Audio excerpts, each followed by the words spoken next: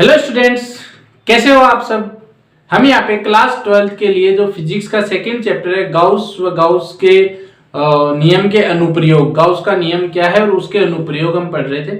अभी तक हमने फ्लक्स, विद्युत फ्लक्स क्या होता है और गाउस का नियम, ये सब हमने पढ़ लिया है। आज हम इंपॉर्टेंट टॉपिक शुरू करने जा रहे हैं, गाउस के नियम के अनुप्रयोग। कि गाउस के नियम भी हमने पढ़ लिया। गाउस का नियम क्या होता है कि कोई आवेश है, वो आवेश बंद पृष्ठ के अंदर है तो गाउस का नियम क्या बोलता है, जो निर्गत फ्लक्स होगा वो आवेश और 1/ε0 के गुणनफल के बराबर होगा।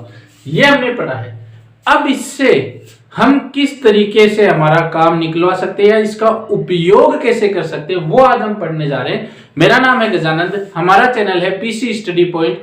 यदि आपने हमारे चैनल को सब्सक्राइब नहीं कर रखा है तो सब्सक्राइब कीजिए। हम यहाँ पे काफी अच्छा तरीके से आपको समझाते हैं किस तरीके से आप फिजिक्स में कम से कम 40 के ऊपर आप नंबर लाएं, उस तरीके से हम आपको प्रिपरेशन करवाते हैं। तो बने रहिएगा, वीडियो पूरा देखिएगा। इंपॉर्टेंट टॉपिक है, हर चीज को बारीक से समझेंगे। अगर आप वीडियो स्किप करके देखोगे तो जो बेसिक चीजें हैं वो आप कभी भी नहीं सीख पाओगे। तो शुरू करते हैं आज का वीडियो। आज है गाउस के नियम से अनंत रेखीय आवेशित तार के कारण विद्युत क्षेत्र की तीव्रता। क्या लेना है, अनंत रेखीय आवेशित तार। तो ऐसा कोई तार लेना है, ऐसा हमें तार लेना है एकदम अनंत रेखीय और आवेशित। तार भी कैसा होना चाहिए, आवेशित होना चाहिए। तो अनंत तार हमने ले लिया, ये एक तार ले लिया, इसकी लंबाई क्या है, अनंत। तो ऐसा एक तार ले लिया, आवेशित है। तो आवेशित मतलब है उस पर कौन सा आवेश है, प्लस आवेश है। ये प्लस आवेश हमने उस पर लिख लिया, ये प्लस आवेश ले लिया हमने से, ठीक है। इसका मध्य बिंदु मान लिया कि ये कोई O बिंदु है, इसका बीच का बिंदु। अब हमने पढ़ रखा है प्लस आवेश के कारण विद्युत क्षेत्र है वो उसकी दिशा होती है बाहर की ओर, ठीक है।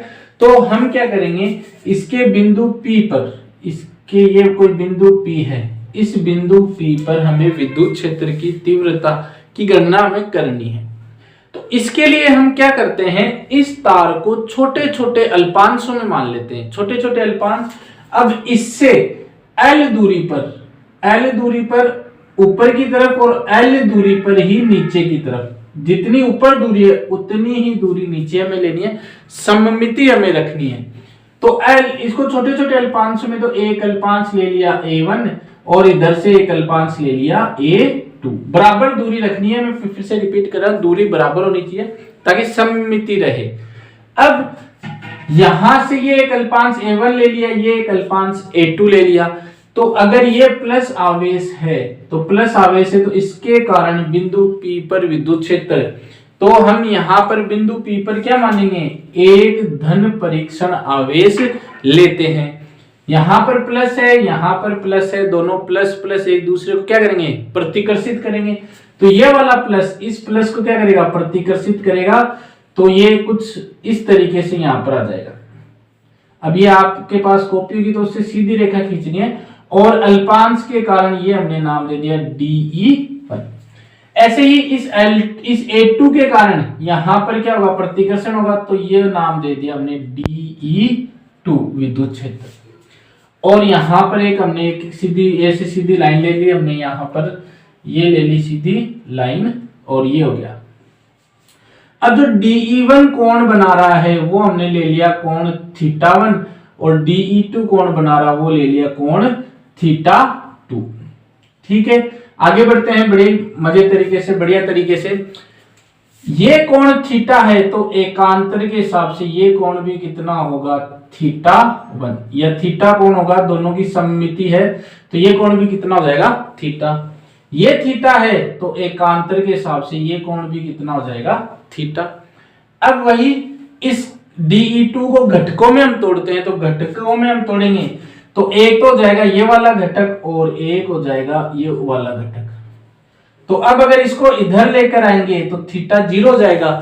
ये ध्यान से समझना है, घटक हमें आने ही चाहिए। इस DE2 को अगर हम इधर लेके आएंगे तो θ कितना हो जाएगा, 0 हो जाएगा। θ 0 हो जाएगा तो cos 0 का मान क्या होता है, 1 होता है। तो ये वाला घटक कौन सा हो जाएगा, DE2 cos θ। ठीक इसी तरीके से इसको अगर हम ऊपर लेकर जाएंगे तो ये 90 डिग्री का कोण हो जाएगा और साइन 90 का मान होता है 1, तो ये हो जाएगा लंबवत घटक DE2 साइन थीटा।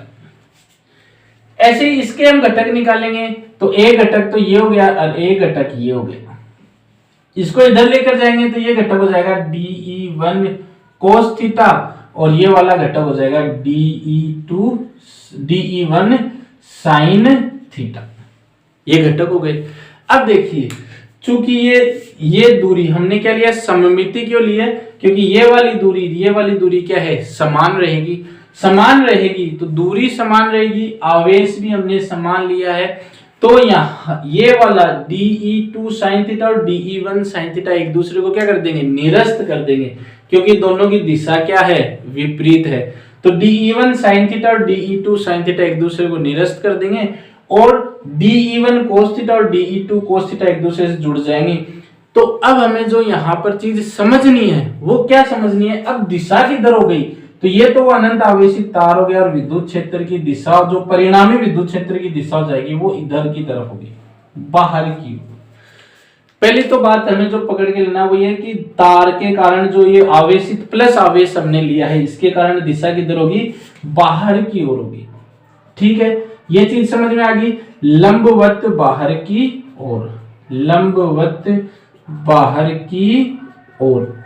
अब एक और चीज हमें समझनी है, तो ये आवेशित तार है, समझिएगा बहुत ध्यान से, ये आवेशित तार है। इस आवेशित तार पर यहां पे हमने गणना कर ली, यहां पर क्या है, विद्युत क्षेत्र इधर की ओर है। अब ये इतना पतला तार है कि अगर हम इस पर आवेश देंगे तो वो सब तरफ आएगा। अगर हमने प्लस आवेश दिए बहुत सारे तो वो सब तरफ आ गए। सब तरफ आने का मतलब है अगर इस दिशा में करेंगे तो विद्युत क्षेत्र इधर, मेरी तरफ करेंगे तो विद्युत क्षेत्र इधर, इधर बाहर की तरफ करेंगे तो विद्युत क्षेत्र इधर, इधर करेंगे तो विद्युत क्षेत्र इधर, तो कुल मिलाकर एक वृत्त बन जाएगा। तो हम पूरा क्या लिखेंगे, लंबवत बाहर की ओर त्रिज्यीय। त्रिज्यीय, त्रिज्यीय का मतलब है पूरा एक क्या बन जाएगा, ऐसे वृत्त बन जाएगा लंबवत। इधर भी विद्युत क्षेत्र, इधर भी विद्युत क्षेत्र, इधर भी विद्युत क्षेत्र और इधर भी विद्युत क्षेत्र, सब तरफ बाहर की ओर विद्युत क्षेत्र। तो सब पॉइंट को मिलाएंगे तो एक क्या बन जाएगा, पूरा वृत्त बन जाएगा। तो इसलिए हम बोलेंगे जो दिशा होगी वो त्रिज्यीय बाहर की ओर लंबवत होगी, प्लस अगर आवेश है तो।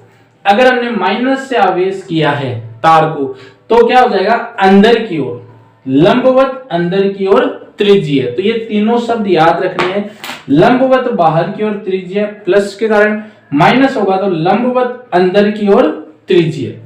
तो ये तो एक चीज हमने समझ ली कि भाई अगर कोई तार को हमने आवेशित किया हुआ है तो विद्युत क्षेत्र की दिशा लंबवत होगी।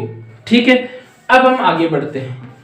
अब हम गाउस के नियम के अनुसार विद्युत क्षेत्र की गणना करते हैं। तो वही अनंत तार ले लेते हैं हम, ये ले लिया हमने एक अनंत तार। अब देखिए रेखा आपको सीधी खींचनी है, ये ले लिया हमने अनंत तार। ठीक है, ये अनंत तार हो गया इस तरीके से, प्लस आवेश लिया है। तो गाउस का नियम क्या बोलता है, हम क्या लेंगे, एक बंद पृष्ठ लेंगे। अब बंद पृष्ठ का मतलब है हर तरफ से बंद, तो हम बंद पृष्ठ कौन सी ले लेते हैं, एक सिलेंडर, एक हम बेलनाकार से बंद पृष्ठ ले लेते हैं। ये बेलन से हमने क्या कर दिया, बंद पृष्ठ कर दिया।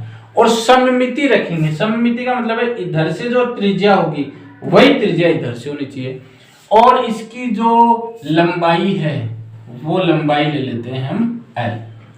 ठीक है, अब गाउस का नियम क्या बोलता है, गाउस का नियम से, गाउस के नियम से अब ये बंद पृष्ठ से जो निर्गत फ्लक्स होगा, फ्लक्स, निर्गत फ्लक्स E डॉट ds वो कितना होना चाहिए कि भाई इस बंद पृष्ठ में कितना आवेश है बटा एप्सिलॉन नॉट, ये होना चाहिए।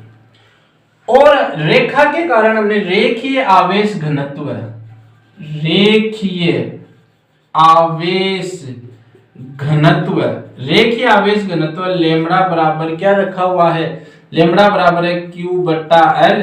तो Q बराबर क्या हो जाएगा, लेमड़ा L। तो यहां पे हमारे पास जितने भी आवेश है तो वहां पर हम क्या लिख देंगे, लेमड़ा L। अब इस चित्र की हमें जरूरत नहीं है, ये चित्र से हमें जो सीखना था वो सीख लिया है। तो अगर आपको कोई चीज नहीं समझ में आई तो कमेंट करके जरूर बताइएगा। इंपॉर्टेंट टॉपिक है, एग्जाम्पल भी आ सकते हैं, उदाहरण भी, न्यूमेरिकल भी आ सकते हैं, या फिर ऐसा कैसा भी आ सकता है। तो यहाँ पर लेमड़ा क्यू बराबर क्या हो गया, लेमड़ा एल, या फिर आवेश हम ले लेते हैं कि बहुत सारे आवेश है तो समेशन ऑफ आवेश हो गया लेमड़ा एल। तो समीकरण 1 में ये मान हो जाएगा फाई बराबर ई डॉट ds, और यहां पर एप्सिलॉन क्यू की जगह या सिग्मा क्यू की जगह क्या रख देंगे, लेमड़ा एल। तो ये हो जाएगा लेमड़ा एल बट्टा एप्सिलॉन नॉट, समीकरण 2। अब इस बंद पृष्ठ पर आते हैं। बंद पृष्ठ की अगर हम बात करें तो देखिए इस बंद पृष्ठ को 3 भागों में हम तोड़ सकते हैं। एक तो ऊपर वाला वृत्त, तो एक हमने जो हम अगर विद्युत फ्लक्स आप लोगों ने पढ़ा है तो विद्युत फ्लक्स की गणना करने के लिए हमें क्या चाहिए, विद्युत क्षेत्र चाहिए और एक स्मॉल एरिया चाहिए, क्षेत्रफल चाहिए। तो एक स्मॉल क्षेत्रफल ले लिया, एक क्षेत्रफल ले लेते हैं हम यहाँ पर इस वक्र पृष्ठ पर, और एक क्षेत्रफल लेते हैं नीचे वाली पर।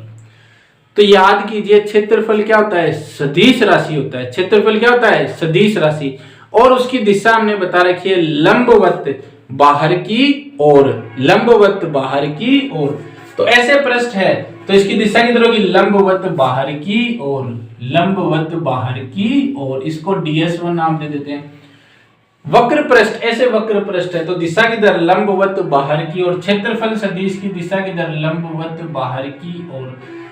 ऐसे नीचे की तरफ पृष्ठ है तो लंबवत बाहर की ओर, ये हो जाएगा ds3। तो ये देख लीजिएगा ढंग से, थोड़ा नीचे की तरफ होगी ds3।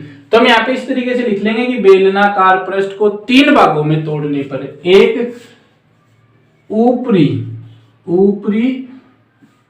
वृत्तीय पृष्ठ, और ये हो जाएगी, इसको क्या बोल देंगे, वक्र पृष्ठ। और तीसरा निचली वृत्तीय पृष्ठ। तो 3 पृष्ठ हमने तोड़ दी। तीनों पृष्ठ के कारण हम विद्युत क्षेत्र देख लेते हैं। अब अभी हमने इस यहाँ पे जो चित्र था उसमें हमने देखा था कि विद्युत क्षेत्र की दिशा किधर होगी, लंबवत त्रिज्यीय बाहर की ओर। तो यहाँ पर दिशा किधर होगी, बाहर की ओर। तो ये हो जाएगा E, यहाँ पर दिशा किधर, बाहर की ओर, ये हो जाएगा E।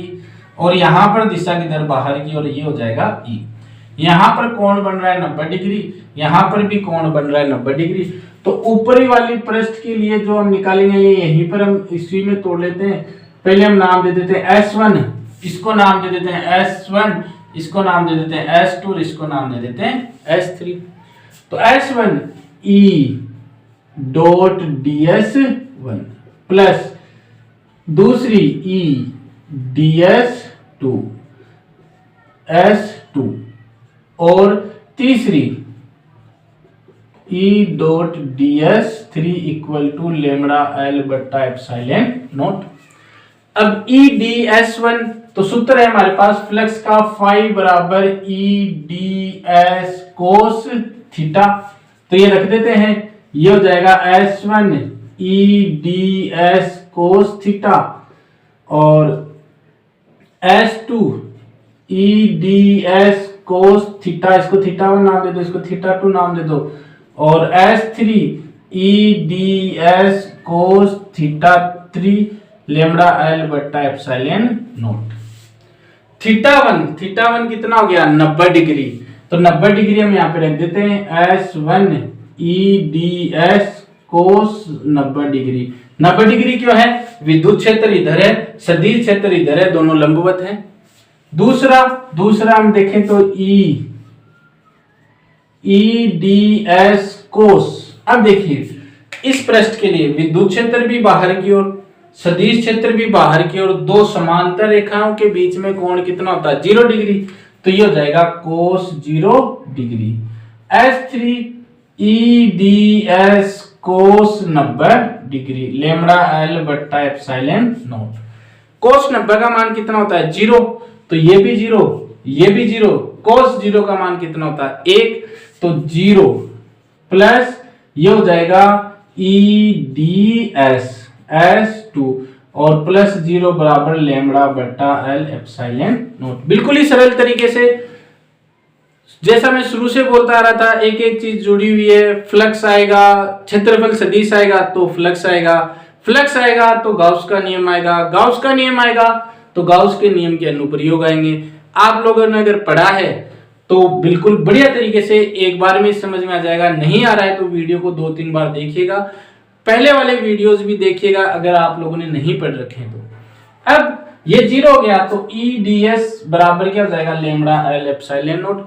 अब DS, ये जो DS2 DS2 DS2 DS1 DS1 DS1 DS1 DS2 क्या हो जाएगा, DS2 हो जाएगा हमारे पास 2 पाई R L। क्यों? क्योंकि हमारे पास जो सिलेंडर है वो केवल इतना सिलेंडर है, तो इसका जो पृष्ठीय क्षेत्रफल हो जाएगा वो जाएगा 2 पाई R L। तो इसका मान रख देते हैं E 2 पाई R L और लैम्बडा L बट्टा एप्सिलॉन नॉट। L से L कट गया तो E बराबर क्या हो जाएगा, lambda 2 pi R epsilon not. यहां से देखिए E जो है वो समानुपाती है लैम्बडा के और E जो है वो व्युत्क्रमानुपाती है 1 बटा R के। तो समानुपाती है तो ग्राफ कैसा बन जाएगा, ये लैम्बडा हो गया, ये विद्युत क्षेत्र हो गया, तो ग्राफ बन जाएगा कुछ इस तरीके से। व्युत्क्रमानुपाती है, ये R हो गया, ये E हो गया, तो ये बन जाएगा ग्राफ कुछ ऐसे। तो ये सरल सा टॉपिक है। कैसा लगा आपको कमेंट करके जरूर बताइएगा। शुरू से पढ़ते रहिए, सारे टॉपिक एक दूसरे से जुड़े हुए हैं। अगर अच्छा लगा तो लाइक जरूर कीजिएगा। इसी के साथ बहुत बहुत धन्यवाद।